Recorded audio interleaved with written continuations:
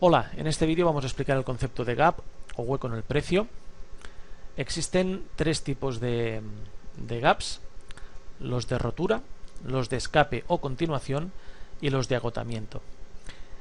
El gap o hueco en el precio es la diferencia entre el cierre, por ejemplo, de la sesión de hoy y la apertura de la sesión de mañana. Esta diferencia en el precio es lo que nosotros conocemos como gap. Los gaps de rotura suelen producirse en la ruptura de algún nivel crítico de ciertas formaciones gráficas o de niveles de soporte y resistencia. Suelen indicar que estamos al comienzo de un movimiento importante y que acaba de empezar. Con frecuencia este hueco se rellena, al menos parcialmente, antes de retomarse la tendencia, en lo que solemos denominar pullback al neckline de la formación que haya roto. El concepto de pullback y el concepto de neckline está explicado en el vídeo de las formaciones gráficas. Vamos a ver un ejemplo de gap de rotura.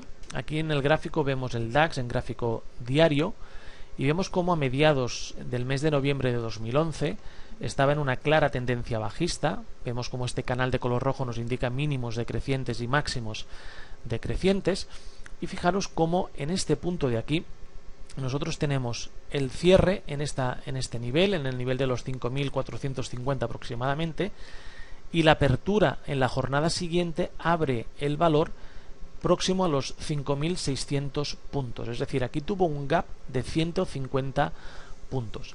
Fijaros cómo este gap lo que está provocando es que rompa este canal bajista, lo rompe y hace un cambio, es decir, daríamos por finalizado este tramo bajista para iniciar un tramo alcista. Fijaros además que este gap no ha sido tapado o rellenado, es decir, el precio no ha vuelto a pasar por esta zona, es decir, nosotros sabemos este hueco estaría tapado en el momento que el precio volviera a los niveles del 5.450, que es el inicio de este gap. Pues bueno, pues en lo que vemos de gráfico, fijaros como de momento este gap no ha sido tapado. Pues aquí tenemos un gap de rotura. Este gap rompe el canal bajista y pasamos de una tendencia bajista a una tendencia alcista. El gap de continuación se produce en plena tendencia debido a una aceleración de movimientos y a la falta momentánea de precios. Es una indicación clara de que la tendencia está en pleno auge. Por norma general, estos gaps no se suelen rellenar. Vamos a ver otro ejemplo del DAX. Es un poco la continuación del gráfico anterior.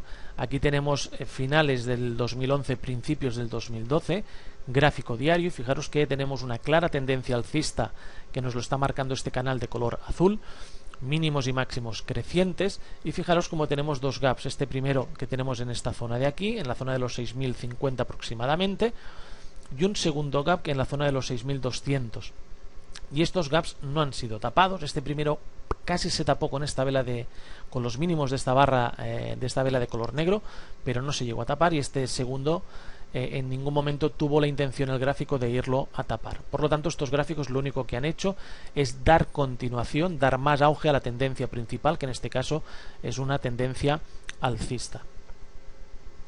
Y por último tenemos los gaps de agotamiento, que marcan el final de un movimiento de tendencia. Se rellenan siempre y luego son superados por el precio.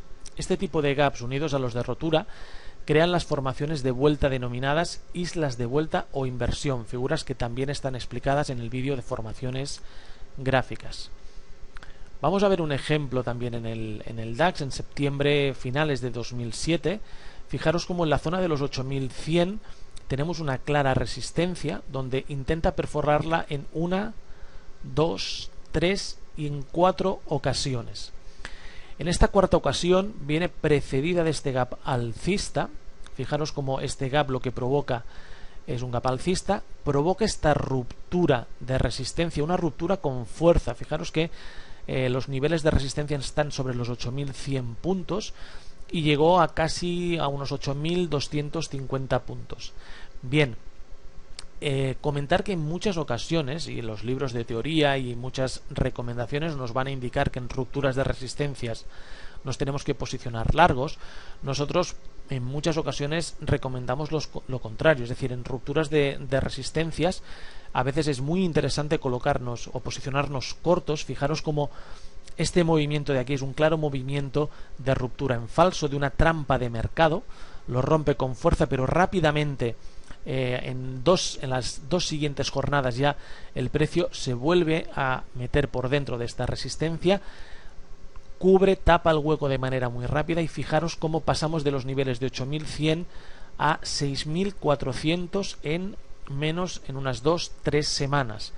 A lo largo del curso, y lo hemos comentado, que en muchas ocasiones las aceleraciones de los movimientos bajistas son muy fuertes.